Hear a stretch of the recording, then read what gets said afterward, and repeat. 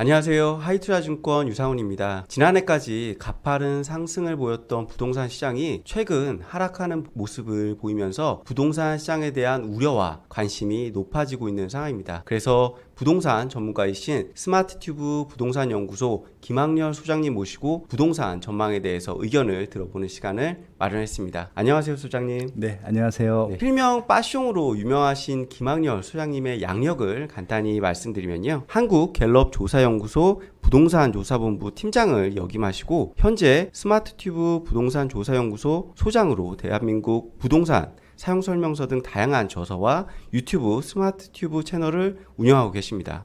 부동산 상승기 때도 많이 바쁘셨을 텐데 최근에도 많이 바쁘시죠? 저는 어차피 리서처이고요. 리서치한 결과들을 객관적으로 전달해주는 역할을 해드리고 있기 때문에 상승장이든 하락장이든 상관없이 그때 필요한 그런 어떻게 보면 리서치 결과들을 말씀드리고 있습니다. 네. 이 최근 부동산 하락이 상당히 좀 두드러지고 있는데요. 하락의 원인으로 다양한 원인들이 좀 언급이 되고 있는 것 같습니다. 시장의 예상보다 빠른 금리 인상과 그리고 새 정부 들어서 기대보다 이 부동산 규제가 완화되고 있지 않다는 점 등 다양한 원인들이 좀 언급되고 있는데요. 소장님께서 판단하시기에는 이 가격 하락에 가장 큰 영향을 주는 원인은 무엇으로 보시나요? 기본적으로 주택을 매수하려고 하는 심리가 줄어들었다는 데 있는데요. 그 심리에 영향을 준 가장 큰 이유는 지금 말씀해 주신 다양한 요인들이 대부분 다 원인이 되고 있지만 제가 판단했을 때 가장 큰 원인은 2021년도에 상승폭이 굉장히 컸습니다. 추락하는 것은 날개가 있다는 말이 있듯이 하락하기 전에 직전에 많이 상승한 그런 기간들이 있었거든요. 그래서 지금 2020년 하락하는 이런 지역들이나 매물들을 면면히 따져보게 되면 지난 5년 동안에 다른 지역보다 더 많이 상승했거나 단기간에 그런 단지들이 좀 더 많이 하락을 하고 있다라고 봐주시면 될 것 같고요. 거기에 최근에 이제 여러 가지 규제들이 안 풀린 부분들 그리고 금리가 인상된 부분들이 엎어지는 바람에 좀 주택 심리가 완전히 얼어붙었고 거래량이 거의 좀 정지 상태입니다. 그래서 실질적으로 보통 이사를 갈 때에는 상급 입지나 상급 상품으로 이사를 가야 되는데 상급 입지로 갈 수 없는 상황이거든요. 그리고 실질적으로 이사를 가기 위해서는 매도가 돼야 되는데 추가적으로 매수할 사람들도 심리가 없기 때문에 지금 중간에 딱 끊긴 상태입니다. 그러다 보니까 매매 쪽으로는 지금 거래량이 급감해 있고 급감하다 보니까 급매물 위주로만 거래됐고 금매물 위주로 거래되다 보니까 하락 쪽으로 지금 데이터들은 잡히고 있다. 그렇게 좀 이해하시면 될 것 같습니다. 일단 최근 하락의 원인은 21년도 워낙 상승폭이 컸고 그렇죠. 금리나 어떤 정책의 부재 이런 것들이 좀 복합적으로 작용하고 있다라고 봐야 되겠네요. 솔직히 말씀드리면은 지금 이제 정부에서도 이 문제점을 알고 있을 텐데 네. 워낙 지난 정부에서 상승 때문에 여러 가지 규제 정책이 나왔었고 정책의 효과가 없었거든요. 근데 이번 정부에서는 특별한 정책적인 노력을 하지 않았음에도 불구하고 여러 가지 말씀드렸던 그런 요인 때문에 시장이 안정돼 있다라고 판단을 하는 것 같아요. 그래서 정책적으로 굳이 뭔가를 하려고 하는 것 같지는 않습니다. 그래서 아마 한동안 자율적으로 조정되기를 좀 기다리고 있는 것 같고요. 그래서 만약에 이 상태가 정말 이제 하락에서 안 좋은 상황으로 넘어갔을 경우에 그때서야 아마 정책적인 좀 더 적극성이 나오지 않을까 그렇게 예측을 하고 있습니다. 예상보다 빠른 금리 인상이 금융시장에는 상당히 좀 충격을 주고 있는데요.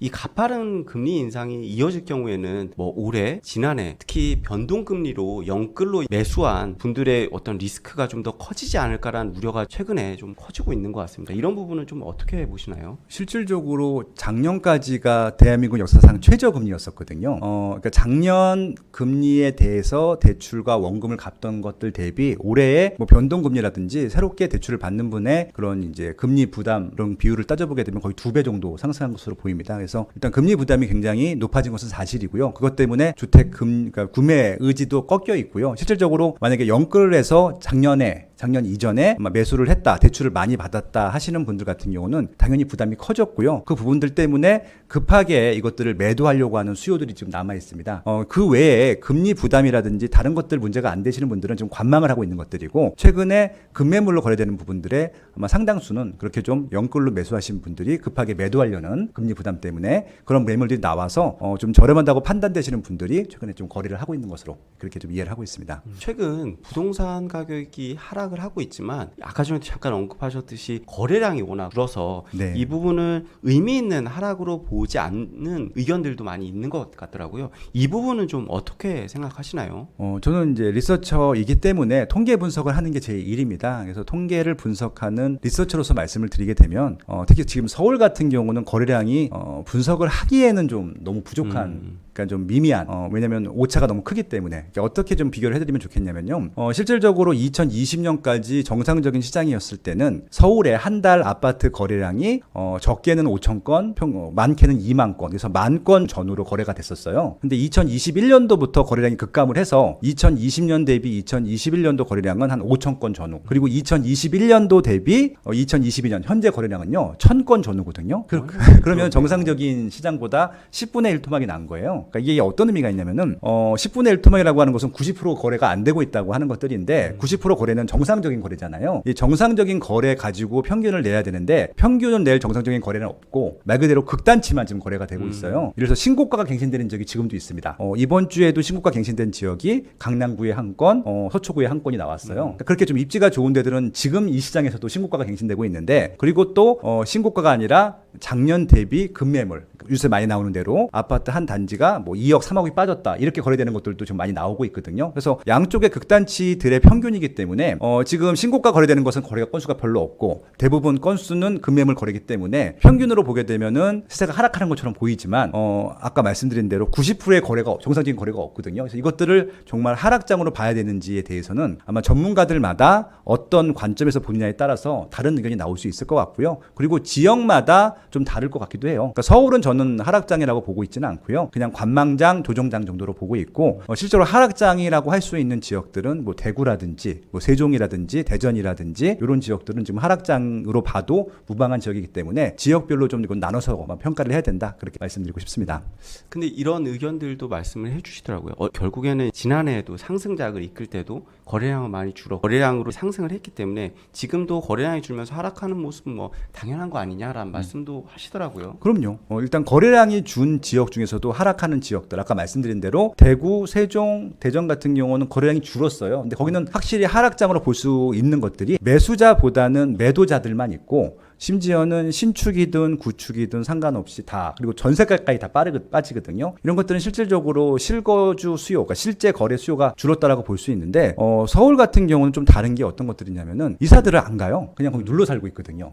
실질적으로 막 팔려고 하시는 분들이 많아야 되는데 매물이 거의 증가하지도 않았고 실질적으로 그냥 유지하려고 하시는 분들만 있어요. 그러다 보니까 이것들은 좀 하락하는 지역과 분리를 할 필요가 있다고 하는 것들이고, 그래서 몇 가지 지금 하락장인지 아닌지를 좀 평가할 수 있는 인덱스 지표들이 있을 것 같은데, 가장 중요한 요소 중에 하나가 저는 이제 미분양 증가율이라고 보고 있고, 그리고 실질적으로 전세 가격이 많이 하락했는지도 볼 수 있는데, 매매 가격이 급매물 때문에 하락한 것들은 뭐 전국적으로 다 일반적인 현상이지만 이 전세가가 빠졌는지를 보게 되면은 오히려 빠진 지역들보다는 안 빠진 지역이 훨씬 많고요. 결정적으로 서울 같은 경우는 미분양이 거의 없기 때문에 여러 가지 지표들을 종합해 봐도 이게 본격적인 하락장으로 보기에는 서울 같은 경우는 좀 무리가 있는 것 같고, 아까 말씀드린 대구라든지 뭐 이런 지역들은 아무래도 모든 지표상이 하락을 가리키고 있기 때문에 두 지역은 좀 구분해서 봐야 된다. 그렇게 좀 분석을 해드리고 싶습니다. 그렇다면 향후 부동산 시장 좀 어떻게 전망을 하시나요? 예를 들어서 뭐 좀 추가적으로 좀 하락이 이어진다면 하락폭과 하락 기간에 대해서도 조금 말씀 부탁드립니다. 뭐 저는 이제 거시 경제를 분석하는 사람이 아니기 때문에 평균적으로 말씀드리진 못해요. 제가 20여 년 동안 하고 있는 건 개별 입지의 개별 상품들이 분양이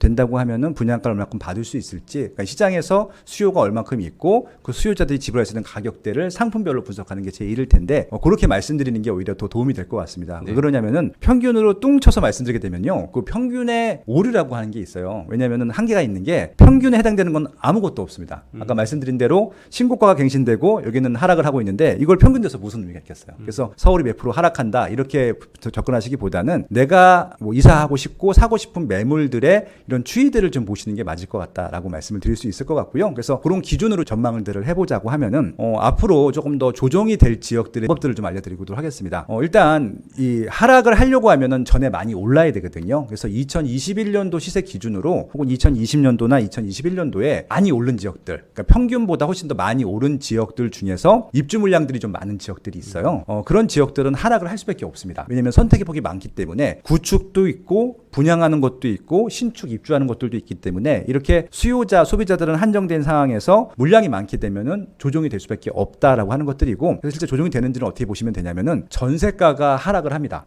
이렇게 입주 물량이 많은 상태에서 전세가가 조정이 되게 되면은 매매 가격은 자동적으로 하락이 되거든요. 그러니까 이런 조건에 있는 지역들은 지역들은 아마 계속 조정이 될 예정이고 대표적인 지역이 대구가 될 것이고요. 그리고 이제 도지역에서도 그런 지역들은 좀 있을 것 같습니다. 반대로 지금 상승은 좀 했는데 입주 물량이 없는 지역들이 있어요. 그러니까 특히 이제 입지가 좋은데 그러니까 대표적인 지역이 서울 같은 지역이 될 텐데 이런 지역들은 급매물만 거래가 되는 것들이지 더 이상은 거래가 되지 않거든요. 적극적으로 이 물건을 팔고 뭔가 이사를 가거나 아니면 이 판 금액 가지고 뭔가 해야 되는 재투자를 해야 되는 경우들이 있는데 서울 같은 경우는 거의 상급 입지이기 때문에 상향 이렇게 이동을 하는 것들이 아니라고 하면은 지금 그런 분위기는 아니거든요. 대출도 아직 풀리지 않았고 그리고 이제 세금 규제도 있기 때문에 그래서 서울 같은 경우는 밑에서 지금 살고 있는 주택들을 살려고 하는 수요층들이 들어오기 전까지는 그냥 관망을 하고 있을 것이기 때문에 이렇게 상승은 했지만 추가적으로 물량 선택에 여유가 있는 지역들 같은 경우는 급매물 위주로 거래되는 동안에는 조정처럼 보이겠지만 급매물이 다 해소되고 난 다음부터는 아마 미미한 보합 정도로 갈 것으로 예상이 되고 있고요. 그 지방 같은 경우는 이제 좀 조심해야 될 지역들이 생겼는데 최근에 지방을 규제 지역에서 다 해제를 했습니다. 원래 이제 규제 지역이 작년까지 112개였는데 올해 다 해제해서 9월 26일자로 해제를 해서 서울 수도권하고요. 서울, 경기, 인천하고 세종시를 제외한 모든 지역은 다 규제해서 해제했거든요. 그래서 이제 60개 지역으로 줄었습니다. 그래서 지방은 푼 이유 중에 하나가 조금 그렇게 하락이 예상된 지역들이 많아졌기 때문일 텐데 그 이유 중에 하나가 미분양이 쌓이고 있고요. 그다음에 실제적으로 물량들이 증가하다 보니까 전세 매물이든 일반 구축 매물이든 신축 매물들이 많다 보니까 소비자들의 선택폭이 넓어져서 굳이 규제를 하지 않아도 시장이 안정화되는 경향들이 있습니다. 그런 지역들은 아마 좋게 말하면 안정하지만 나쁜 말로 하게 되면 조정이 될 지역들이기 때문에 지금 이제 지방처럼 상승폭도 높지 않았고 물량이 많은 지역들은 필히 조정이 될 수밖에 없다 이렇게 말씀드릴 수 있을 것 같고요.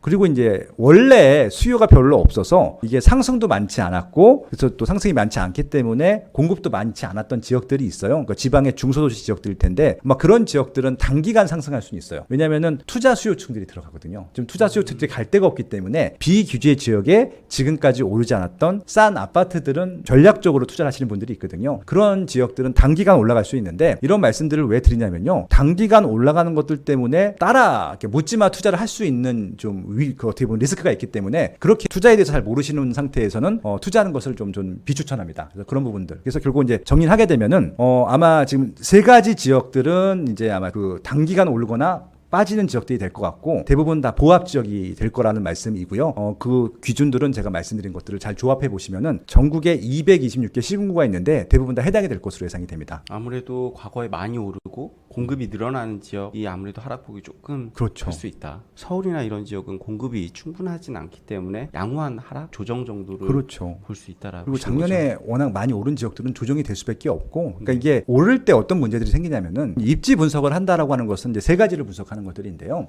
일단은 수요가 있는지를 봐야 되고요. 상품이 괜찮은지, 상품력이 있는지, 그리고 결정적으로 가격 경쟁력이 있는지를 봐야 되는데 이게 상승기에는요, 가격 경쟁력이 있는지를 보통 안 따져요. 이게 무슨 얘기냐면은 지금 이 입지, 이 상품보다 더 인기가 많고 상품력이 좋은 것들이 있는데 그거랑 비교하게 되면은 여기가 지금 인기가 많다 하더라도 상급 입지의 상품보다는 싸야 되거든요. 근데 작년 2021년도는 어떤 시장이었었냐면은 호재가 터지면은 거기만 올라요. 그러니까 2021년도에 가장 큰 호재가 뭐였었냐면은 GTX-C에 추가역이 생겼어요. 뭐 왕십리역이라든지 아니면 의왕역이라든지 이런 호재가 생긴 지역들이 있는데 호재가 생긴 지역들은 더 많이 올랐거든요. 호재가 생긴 지역 중에서 새 아파트 같은 경우는 더 많이 올랐는데 예를 들게 되면은 이제 의왕시에 작년에 가장 많이 이제 올랐던 아파트 중에 하나가 센트럴이라고 하는 단지가 있어요. 엘센트로라고 하는 단지, 푸르조인데 푸르조 엘센트로라고 하는 단지일 텐데 34평형이 16억 7천만 원에 거래가 됐어요. 근데 16억 7천만 원이라고 하는 금액은 이제 엘센트로가 불과 1년 전에 10억도 안 됐던 가격이었거든요. 굉장히 많이 오른 거잖아요. 근데 이제 이게 단기간 올라가는데 호재가 여러 가지가 있었죠. 일단 의왕시가 수요가 증가하는 상태에서 제일 좋은 새 아파트였었고 거기 GTX-C까지 개통이 된다고 하니까 호재가 몰려서 실수요, 투자수요가 다 몰렸던 것들인데 16억 7천만 원이 어떤 금액이냐면은 안양이 의왕보다 더 인기가 많고 비싼 입지거든요. 네. 그러니까 안양구에서 제일 비싼 아파트보다 더 비싼 거. 단적인 예로 거기에 네, 단지 이름은 이게 위험 좀 할 수 있기 때문에 아무튼 더 비싼 단지가 있는데 그걸 역전한 거예요. 그래서 제가 뜨아했었거든요. 근데 그걸 또 역전함과 동시에 과천 시세랑 붙어버린 거예요. 근데 과천은 서울 강남구나 서초구만큼 비싼 지역이거든요. 그리고 더 나아가서 서울 한강변에 있는 신축은 아니지만 구축 아파트 시세랑 똑같아진 거예요. 그럼 상식적으로 이게 외지인들이 봤을 때는 의왕시에 아무리 좋은 새 아파트라 하더라도 안양이나 과천이나 서울 한강변에 있는 아파트를 구매하지 의왕시에 있는 아파트를 매수하지는 않을 거잖아요. 작년에 그만큼 그만큼 조금 오버돼서 평가됐던 기간이 있었고, 물론 거래 건수가 많지는 않았습니다. 그것들이 한두 건 거래된 것들인데, 그러다 보니까 이제 제가 어떤 작년에 칼럼을 썼었냐면은, 그러면은 만약에 의왕시가 적정 가격이고 정상 가격이라고 하면은 안양이나 과천이나 서울 가격이 더 올라갈 거다. 근데 이게 만약에 이 상급 입지가 올라가지 않으면은 의왕시 가격은 내려올 거라고 제가 칼럼을 써서 기고했던 것들이 있는데, 지금 그 상급 입지의 상품들이 올라가지 못했기 때문에 의왕시 가격이 좀 내려온 것들이거든요. 그래서 지금 시장은 그렇게 주변 가격 대비 상급 입지보다도 더 많이 올라갔던 상품들이 더 먼저 조정이 되고 더 큰 폭으로 조정이 되고 있다라고 봐주시면 될 것 같습니다. 많은 사람들이 강남 불패를 이야기하고 홍파나 서울에 있는 마용성 지역에 대한 선호도가 상당히 올라갔잖아요. 그러면서 가격이 많이 상승을 했는데, 방금 전에 서울 쪽을 말씀해 주셨는데 좀 더 디테일하게 서울 쪽에 이런 강남, 송파, 마용성 같은 지역의 어떤 가격 전망을 좀 어떻게 보시나요? 실질적으로 강남을 얘기하게 되면은 수요가 전국에서 제일 많은 지역이라고 저는 보통 평가를 해요. 그러니까 강남 불패 뭐 이런 얘기를 말씀드리려고 하는 것이 아니라, 사람들이 왜 강남이라고 하는 입지에 가장 돈을 많이 쓸까를 일단 먼저 알고 이제 이 시장들을 봐주셨으면 하는데, 그냥 강남 가격만 올라가는 것들 보고 내가 강남에 있는 아파트를 살 수 없다는 이유만으로 뭐 거품 가격이다, 말도 안 되는 가격이다라고만 말씀을 하시는데, 그 전에 강남구가 왜 인기가 많은지를 좀 생각해 보시면 좋겠습니다. 그러니까 왜 그러냐면은 최근의 트렌드 중에 하나가 다주택자들에 대한 규제가 5년 동안 지속되고 지금 지속되다 보니까 여러 개 아파트를 투자할 수 없는 조건입니다. 그 상황에서 이제 자산가들이라고 하시는 분들이 어떤 방법들을 택하고 있냐면은 아파트를 다 뭐 증여를 하든지 매매를 해서 정리를 하고 똘똘한 한 채로 가게 되는데, 이거는 서울에 계신 뿐만이 아니라 지방에 계신 분들도 똘똘한 한 채를 살 때 서울에 있는 그런 말씀하셨던 요지 아파트들을 구매를 해요. 그래서 실질적으로 똘똘한 한 채로 했을 때 실제 실거주하는 수요들도 많지만 에셋을 파킹한다고 하는 개념으로서 자산으로서도 그곳에 좀 사두려고 하는 수요들이 좀 많기 때문에 이게 좀 다른 지역보다 월등히 좀 시세가 많이 올랐다라는 것들을 염두에 두시고 좀 말씀을 드리도록 하겠습니다.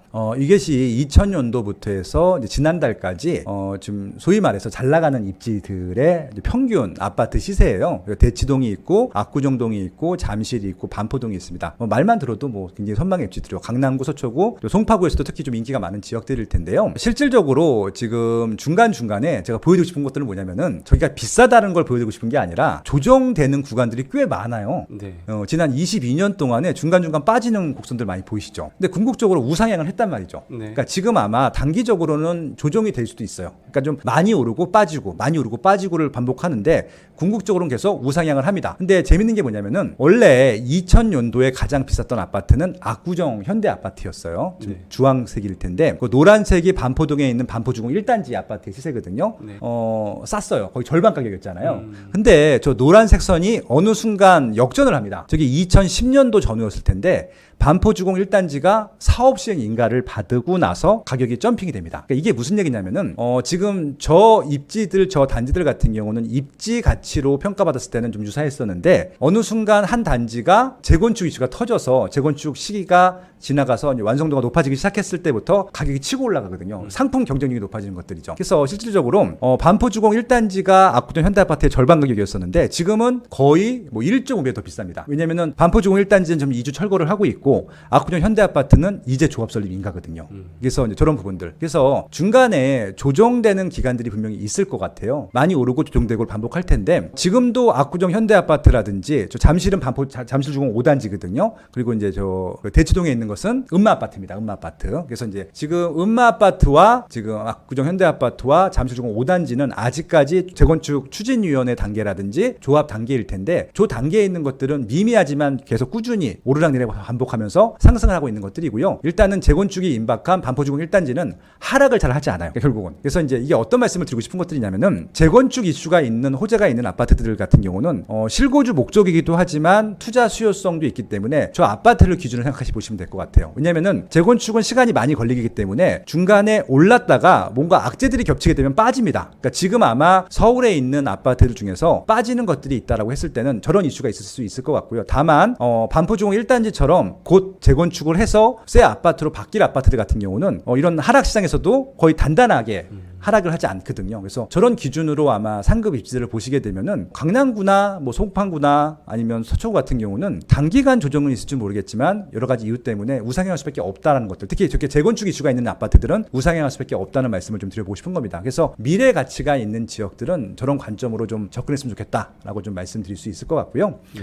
그래서 강남 불패라는 말을 저는 이렇게 좋아하진 않지만 저렇게 상품 경쟁력이 올라갈 수 있는 단지들은 만약 지금 조정이 된다고 하면은 지금이 들어갈 타이밍이고 매수할 타이밍이지 그것들을 팔고 더 빠졌을 때 들어간다 뭐 이런 것들은 좀 오히려 좀 위험한 전략이 아닌가 그렇게 생각을 하고 있습니다. 재건축 이슈가 있는 강남, 송파, 서초 같은 경우는 좀 하락 시에는 매수 기회다라고 보시는 거네요. 그렇죠. 그러면 이제 마용성 같은 최근에 이제 가격이 많이 급등했던 서울 지역은 좀 어떻게? 일단은 마용성 같은 경우는 대표적인 지역이 마포 같은 경우는 아현 뉴타운에 마포 레미안 푸르지오라는 단지가 있고요. 그다음에 성동구 같은 경우는 옥수동이라든지 금호동이라든지 이런 지역에 재개발해서 입주한 아파트들이 있습니다. 마포구의 신규 아파트들 재개발해서 그리고 성동구에 재개발해서 신규로 입주한 아파트들은 분양가가 평당 2천만 원 정도 전후였어요. 34평 기준으로 6억 7억 정도 했었거든요. 그 가격이 정확히 3배씩 올랐어요.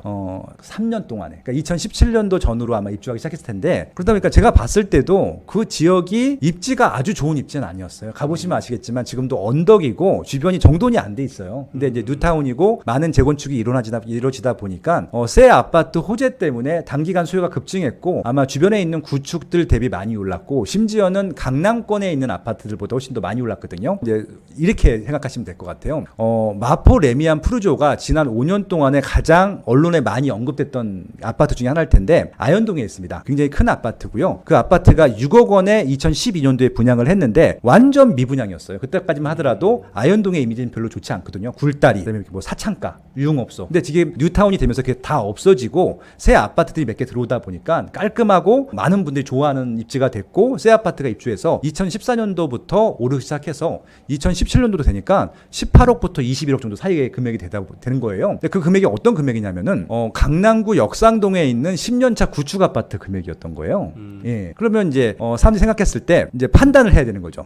아무리 마포구 아현동에 있는 마레프가 좋아도 강남구 역삼동에 있는 구축이 더 인기가 많을 것 같거든요. 그래서 그때 실질적으로 새 아파트 임팩트 때문에 상승했던 그 수요자들이 그걸 팔고 역삼동을 많이 이주를 해요. 수평 이동을 하는 것들이죠. 그 부분은 굉장히 투자를 잘 하시는 분들이고 이 말씀을 왜 드리냐면은 아까 호재가 몰리게 되면은 시세가 많이 올라간다고 말씀드렸잖아요. 그렇죠. 아까 의왕 말씀드린 것처럼 이 마포구 아현동도 호재가 막 몰렸어요. 교통 호재도 있었고 새 아파트 호재가 있었고 여러 가지 이제 혐오 시설들이 없어지는 호재가 있었기 때문에 단기간 올라갔기 때문에 지금 아마 단기간 올라간 것들을 좀 조정을 하고 있는 기간이라고 봐주시면 될 것 같아요. 그래서 아마 강남권 조정 폭보다는 조금 더 클 수 있어요. 그러니까 강남권이 올라가게 되면 따라 올라갈 텐데 그런 부분들. 그래서 그렇게 좀 비교해 보시면 될 것 같아요. 마포구나 성동구나 거기 몰입돼서 보지 마시고요. 원래 거기보다 더 인기가 많고 비쌌던 이 아파트들이랑 비교해 보시면은 이게 아까 말씀드린 대로 더 많이 올라가게 되면은 그 더 좋은 입지 아파트가 더 올라가지 않고서는 이게 내려오는 게 맞잖아요. 지금 그런 기간이라고 봐주시면 될 것 같고 그래서 마포구라든지 성동구에 최근에 5년 동안에 한 3배 정도 올랐던 아파트들은 뭐 한 30% 시세를 내놓는다 하더라도 손해는 아니거든요. 어차피 6억에 분양받았는데 지금 21억이 됐다가 지금 한 15억 된 거예요. 그러면은 뭐 이게 지금 물론 21억에 사신 분들한테는 마음이 쓰시겠지만 근데 보통 자가로 거주하시는 분들은 10년 보유하시거든요. 또 빠졌다가 또 그만큼 또 올라가요. 저 그래프를 보시는 바와 같이. 그래서 늘 이제 그렇게 좀 중장기적으로 보시게 되면은 시장이 객관적으로 보일 수 있을 텐데 이게 단기로 보게 되면은 내가 상급액부터 빠지면 막 조급해 하시거든요. 그래서 지금 혹시 마포구나 성동구에 집을 갖고 계신 분 중에서 단기간 2, 3억이 빠졌다고 조급해 하시는 분들은 지금 당장 팔 상품이 아니라고 하시면은 조급할 필요는 없고요. 또 빠졌다가 또 올라갑니다. 그렇게 좀 생각하시면 될 것 같아요. 인기가 있는 지역입니다. 수요도 많고요. 마용성 지역은 방금 말씀하신 대로 강남 지역보다는 하락폭이 좀 더 커질 수는 있지만 네. 향후 조정 이후에는 상승할 수 있는 지역이다라고 말씀. 그렇죠.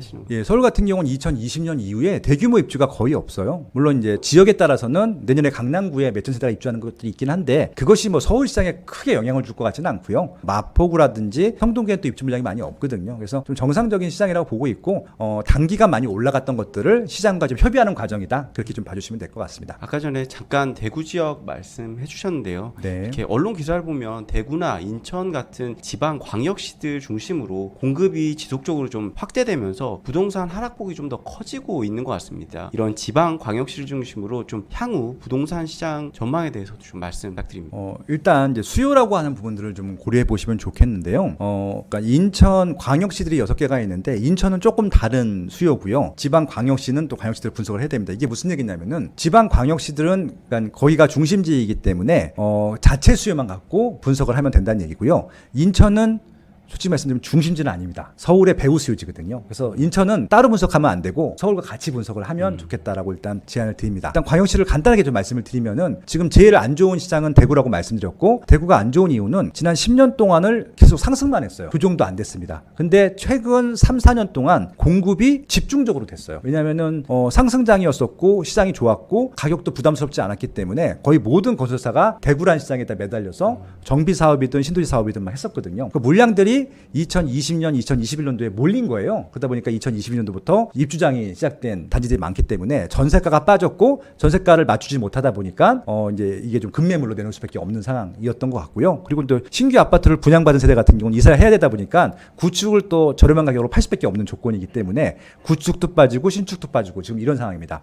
근데 대구의 지금 더 큰 문제는 아직도 분양할 게 많이 남았다는 것들이거든요. 그래서 실질적으로 입지가 좋은 곳에 분양을 할 아파트가 남은 그런 대구 지역 같은 경우는 지금도 대기 수요가 있어요. 저 아파트 분양할 때까지 기다리겠다. 그러다 보니까 수요도 지금 매물이 많은데도 안 사요. 나중에 분양을 다 한 다음에 사겠다고 하는 수요가 많아서 내년까지는 이런 관망층들 밖에 없을 것 같고, 당장 거래되는 것들은 다 낮은 가격으로 거래될 수밖에 없을 거기 때문에 대구는 아마 내년까지는 힘들 것으로 예상이 되고요.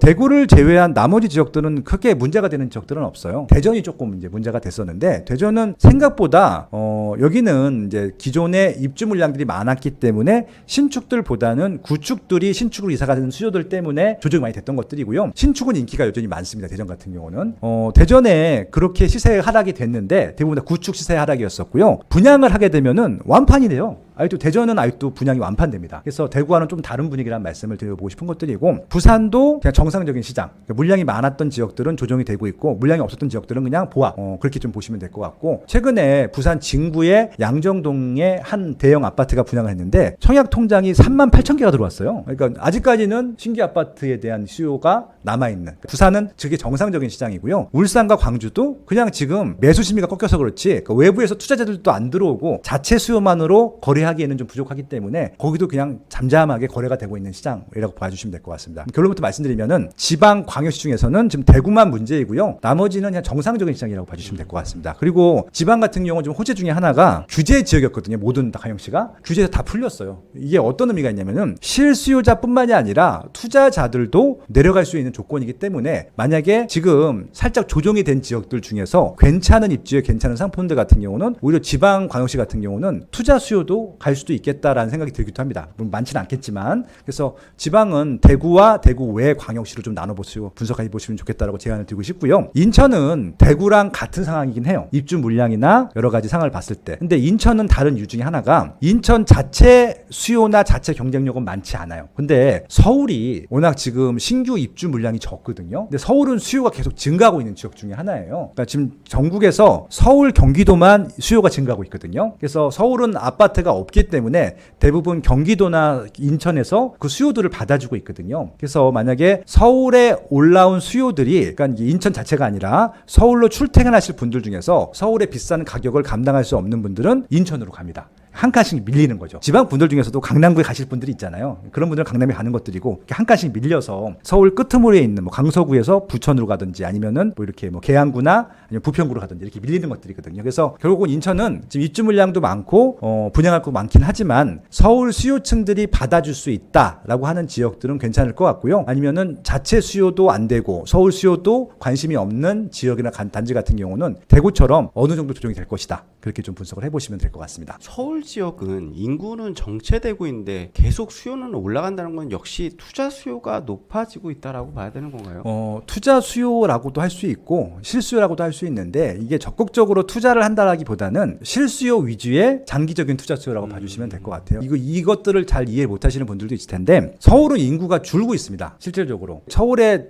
제일 고점이 1070만 찍고요. 지금 10년째 인구가 줄고 있거든요. 서울의 인구가 주는 이유는 비싸서 비싸서가 아니에요. 많은 분들이 서울이 비싸서 인구가 준다고 하는데 그건 말이 안 되고요. 그럼 공실이 나야 되는데 누군가 채운다는 얘기잖아요. 서울의 인구가 주는 이유는 주택의 증가하는 숫자보다 세대가 분화되는 게 더 많아요. 그러니까 이제 예를 들어서 집은 1년에 30만 채 정도가 들어오는데 세대 분화로서 한 60만 세대가 생기는 거예요. 그러면 30만 세대는 서울서 수용을 못 하잖아요. 이 30만 세대는 경기도나 인천으로 가는 것들이죠. 근데 이게 분화가 된다는 의미는 뭐냐면은 저희 어렸을 때는 3대가 같이 살았잖아요. 할머니, 할아버지, 엄마, 아빠, 자녀들이 살았었는데 지금은 그 3대가 집이 3채가 필요한 거예요. 같은 집에 안 사니까. 그럼 집이 3배로 늘어야 되는데 그렇게 늘 수가 없잖아요. 재건축, 재개발하면 늘지 않습니까? 아니요.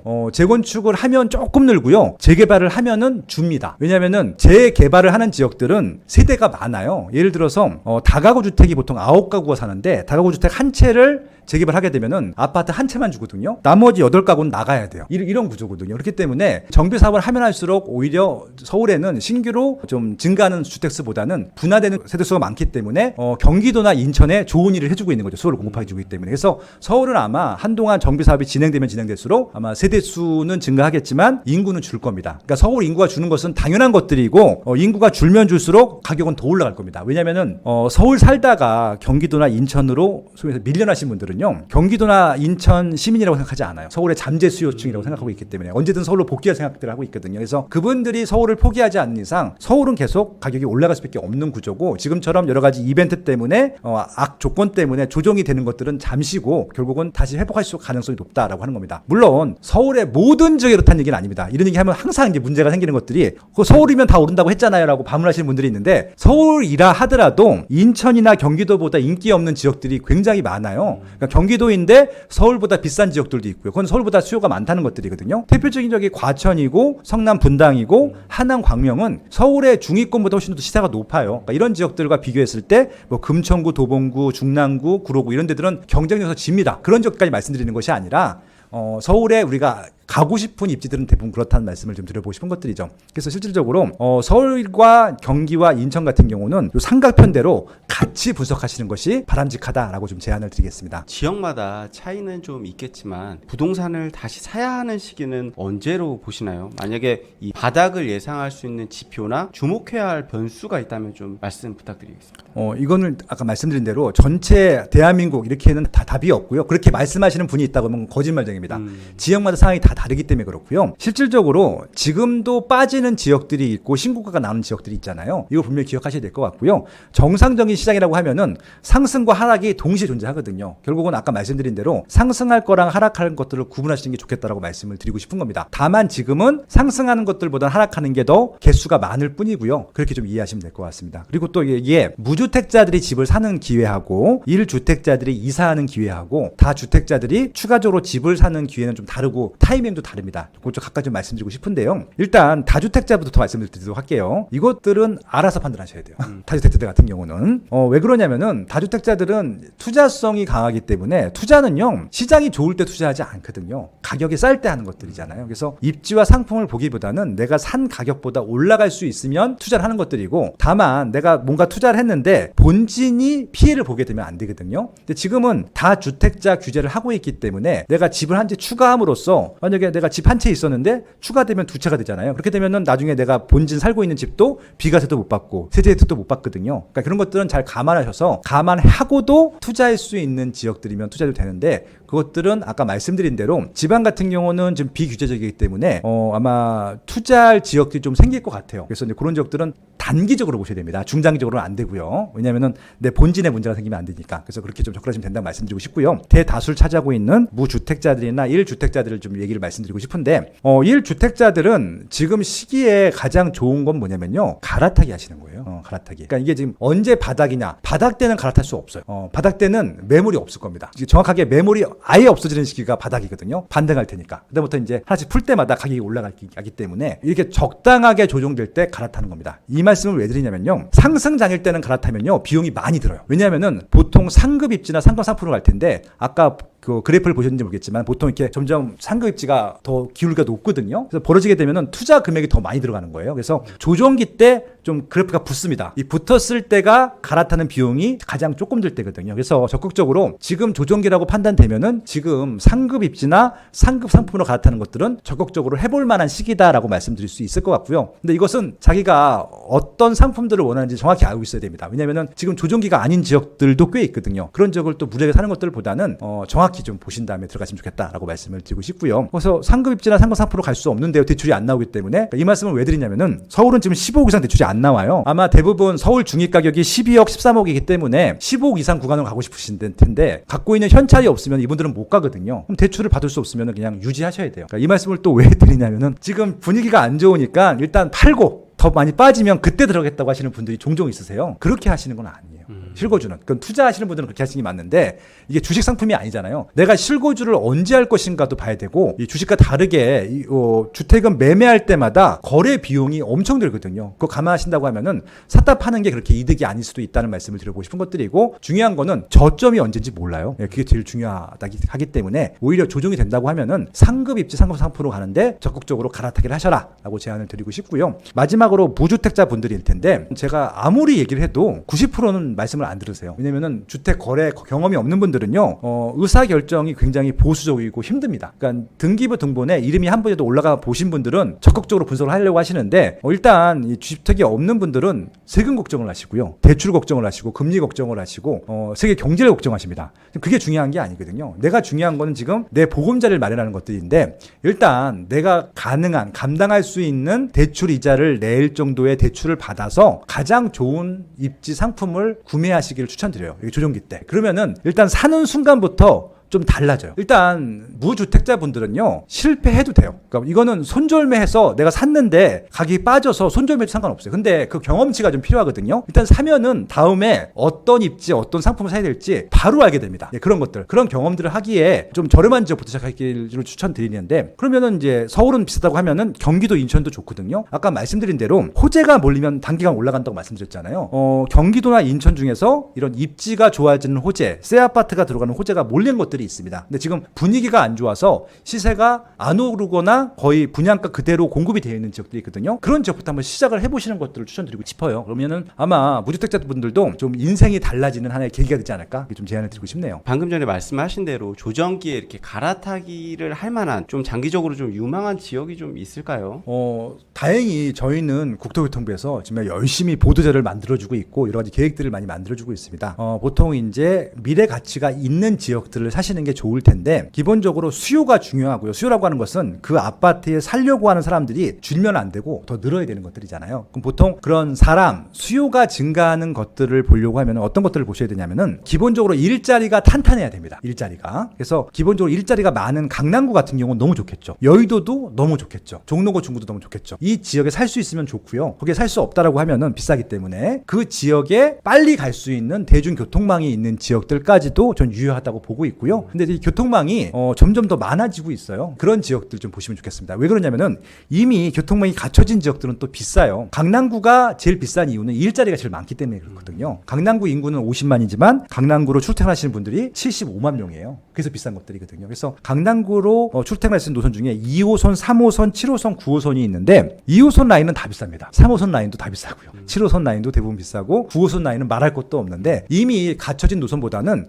아직까지는 강남에 개통이 안 됐지만 곧 개통이 될 한 10년 안에 혹은 5년 안에 그런 노선들을 보시면 좋겠거든요. 대표적인 노선이 GTX-A예요. GTX-A는 삼성역까지 오는데 이게 어디서 출발하냐면은 북쪽으로는 파주 운정, 남쪽으로는 화성 동탄부터 출발을 하거든요. 그러면은 화성 동탄에도 20분 만에 삼성동에 올 수 있고 파주 운정에서도 20분 만에 올 수 있는데 그 사이에 일산도 있고 고양시 덕양구도 있고 창릉 신도시도 있고 영신내도 있고 특히 한강 이북 지역들은 다 싸요. 아직도 평당 1,000만 원대 전후거든요. 비싸봤자 평당 2천만 원이에요. 그럼 그런 지역들은 지금은 저렴하지만 GTX-A가 개통된 다음부터는 지금 시세보다는 최소한 2배 이상 올라갈 수 있는 지역들이 되거든요. 그래서 아마 그런 지역들로 출퇴근이 가능한 분들 같은 경우는 지금 미리 선점해 두시는 것도 하나의 방법이 될 것 같다. 그래서 만약에 지금 조정이 되고 있다? 아마 작년에 많이 올라서 조정이 될 텐데 그런 입지들은 단기간 조정이지 곧 아마 회복될 가능성이 높고요. 되도록이면은 그 역에 가까운 입지들 좀 눈여겨보시면 좋겠다라고 좀 제안 드리고 싶습니다. 장기적으로는 정책으로는 현재보다 이제 5년, 10년 후 부동산 가격이 더 높을까요? 그거는요 케이스 바이 케이스입니다. 아마 평균적으로 보게 되면은 미미하게 상승할 거고요. 많이 오른 지역이 있을 거고요. 빠지는 지역들이 있어요. 근데 워낙 많이 오른 지역들이 많이 오르기 때문에 빠지는 지역까지 평균을 해도 상승하는 것들이거든요. 지금도요 서울에 20년 동안 가격이 오르지 않은 아파트가 있어요. 서울도. 그러니까 그런 아파트를 선택하면 안 되는 거죠. 미래 가치가 없기 때문에. 적어도 미래 가치가 있는 아파트들은 올라갈 가능성이 높고요. 아까 말씀드린 대로 지금 GTX A 라인 같은 경우는 지금 평당 1,000만 원, 2,000만 원이지만 거기 4,000만 원까지 갈 것 같고요. 그 외에 지금도 인기가 별로 없는데 앞으로도 호재가 없어. 그런 지역들은 인구가 줄거든요. 일자리가 없기 때문에. 그런 지역들은 가격이 중요한 게 아니라 매수자가 없을 겁니다. 그래서 이거는 새 아파트다 구축이다 이걸 떠나서 거기에 수요층들이 채울 것들이 있는지를 봐야 되는데 지금 지방 소멸이라고 하는 말이 나올 정도로 지방은 일자리가 급격히 줄고 있기 때문에 그런 포인트들은 체크해 보셔야 될 것 같고요. 과연 내가 이 집에 살면서 출퇴근할 수 있는 거리에 일자리가 있는지 결국은 이제 미래 수요는 그게 아마 좌우하게 될 것이다. 그렇게 지금 예측을 하고 있습니다. 정책 관련해서 좀 여쭤보고 싶은데요. 현 정부에서는 9월에 이제 조정 대상 지역 해제 외에는 이렇다 할 부동산 정책이 좀 나오고 있지 않은 상황인 것 같습니다. 향후 이 현 정부의 부동산 정책 전망과 만약에 여기서 부동산 시장이 추가적으로 하락하게 되면 아무래도 부동산 관련 규제를 좀 완화하는 정책을 내놓을 수 있을 것 같은데요.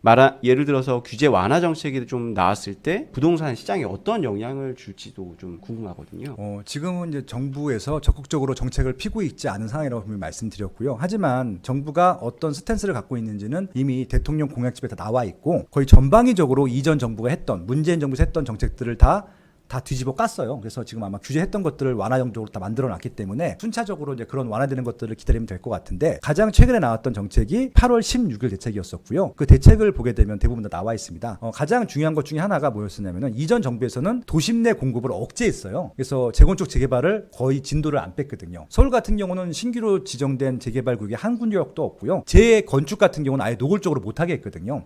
대표적인 게 이제 그 3대 악법이라고 하는데 안전진단 강화가 있었고요. 또 하나는 초과이익 환수금이 있었고 또 하나는 분양가 상한제가 있었거든요. 이거는 분양을 하지 말라고 하는 거예요. 왜 그러냐면은 안전진단 같은 경우는 30년 차가 되게 되면은 해서 통과된 단지만 안전진단을 진행해야 되는데 초기 단계 때 이게 말이 안 되는 게 구조 안전성을 보는데 무너질 아파트는 없거든요. 솔직히 말씀드리면은 불편하니까 지하 주차장이 없기 때문에 커뮤니티가 없기 때문에 그다음에 또 너무 낡고 지저분해서 재건축을 하는 것들인데 30년 차가 됐는데도 그걸 못하게 한다고 하는 것은 하지 말란 얘기거든요. 그래서 아마 안전진단을 완화해주겠다라고 공약집에 들어가 있었고 아마 이제 1차적으로 안전진단 완화에 대해서는 아마 이제 올 하반기나 내년 초까지는 실시가 될 것으로 보입니다. 그래서 초기 단계에 재건축을 못하게 하는 것들은 아마 없을 가능성이 높다는 말씀이고요. 그리고 또 재건축 초과이익 환수금이라고 하는 것들이 있는데 이거는 이제 준공해서 입주할 때쯤에 세금을 내고 들어가는 거라고 하는 거예요. 근데 이게 말이 초과이익이잖아요. 이익이 나지 않았거든요. 팔지 않았기 때문에 이것도 결국은 재건축을 추진 못하게 하는 하나의 방패가 됐던 것들이었었는데 이것들도 완화해주겠다라고 공약을 했고 이것들도 법 개정을 통해서 내년까지는 아마 좀 추진할 가능성이 높은데 이건 민주당 쪽에 좀 동의가 필요한 부분들이어서 좀 어렵게 진행하고 있는 것 같습니다. 마지막으로 분양가 상한제 부분일 텐데 최근에 둔촌주공 사태가 굉장히 이슈가 됐었어요. 4년 전에 둔촌주공 조합에서는 평당 2,900에 분양한다고 했었고 허그에서는 2,500에 분양을 하라고 했는데 안 맞아서 결국은 4년이 밀렸거든요. 밀리는 과정에서 뭐 건축비도 올라가고 여러 가지 이슈가 있어갖고 지금 추가 분담금은 추가 분담금대로 올라가게 됐고 또 건설사들한테는 건축비가 안 나가다 보니까 건설이 중단되기도 했고 이런 사태가 벌어졌던 게 바로 분양가 상한제 때 그렇거든요. 똑같은 시기에 출발했던 삼성동에 있는 상하 2차 아파트는 레미안 라크라시라고 하는 아파트를 벌써 입주해가지고 사람들이 잘 살고 있어요. 똑같은 시작기를 했었는데 그러니까 이게 굉장히 중요한 문제 중에 하나일 텐데 지금처럼 부동산 경기가 안 좋을 때들은 그냥 자율적으로 맡겨놔도 비싸면 분양이 안 되거든요. 그러니까 시세 상승기였기 때문에 분양가를 낮추게 되면은 시세가 안정될 거라고 예상하고 잘못된 정책을 폈던 것들이죠. 그래서 결국은 분양가 상한제도 아마 좀 완화가 되거나 좀 없을 가능성이 높거든요. 그래서 결국은 그러면서 말씀드리면은 안전진단, 초과이익 환수금, 분양가 상한제 이 부분들의 개선이 되게 되면은 이전 정부보다는 재건축에 대한 속도는 정상화될 것이다. 빨라지는 것은 모르겠지만 그래서 재건축 아파트에 대해서 좀 못했던 분들 같은 경우는 좀 이전 정부보다는 빨라질 예정이기 때문에 한번 검토해 보셔도 좋겠다라고 좀 정책의 변화를 말씀드릴 수 있을 것 같고요. 그리고 그 외에도 정비 사업은 비싸요. 기존 도심에 있는 곳이기 때문에 그래서 좀 상대적으로 좀 경제력이 부족하신 젊은 2030 분들 같은 경우는 정부에서 또 신도시를 많이 만들고 있거든요. 신도시 공급 계획들도 많기 때문에 그런 부분들을 한번 노려보셔도 나쁘진 않을 것 같다라고 좀 정치적인 변화와 맞물려서 제안을 드렸습니다. 그러면 정책 관련해서 재건축 초과이익 환수제라든지 안전지단 완화 이런 것을 통해서 재건축 시장은 향후에는 조금 속도 붙으면서 긍정적으로 보시는 거네요. 그렇죠. 일단 공급 부분들은 왜냐면 굉장히 강력하게 공략을 한 것들이었었고요. 근데 지금 솔직히 공급보다 더 큰 문제가 올해 가장 큰 문제가 뭐냐면 거래가 안 되고 있는 겁니다. 거래량이 급감했잖아요. 그래서 아마 우선순위가 바뀔 텐데 아마 거래량을 활성화시키려고 하는 그런 것들이 나올 것 같아요. 네, 지금까지 빠숑 김학렬 소장님 모시고 부동산 시장 전망에 대해서 말씀을 드렸습니다. 어려운 시기에 명확하게 부동산 시장 전망을 말씀해 주신 김학렬 소장님 너무 감사드립니다. 네, 초대해주셔서 감사합니다. 네, 지금까지 시청해 주셔서 감사합니다.